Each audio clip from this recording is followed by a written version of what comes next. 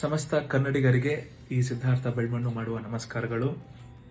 ಇದೇ ಸೆಪ್ಟೆಂಬರ್ 13ನೇ ತಾರೀಕು ಶನಿವಾರ KKNCಯ ಕನ್ನಡೋತ್ಸವ ಅನ್ನೋ ಒಂದು ಕಾರ್ಯಕ್ರಮ ನಡೀತಾ ಇದೆ.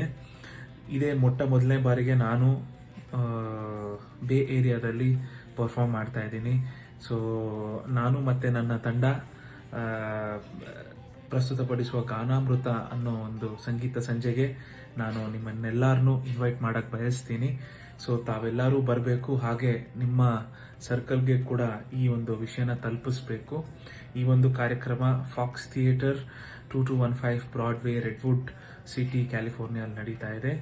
ಸೊ ಎಲ್ಲರೂ ಅವತ್ತಿನ ದಿವಸ ಸಿಗೋಣ. ಸೆಪ್ಟೆಂಬರ್ 13 ಮಿಸ್ ಮಾಡದೆ ಬನ್ನಿ.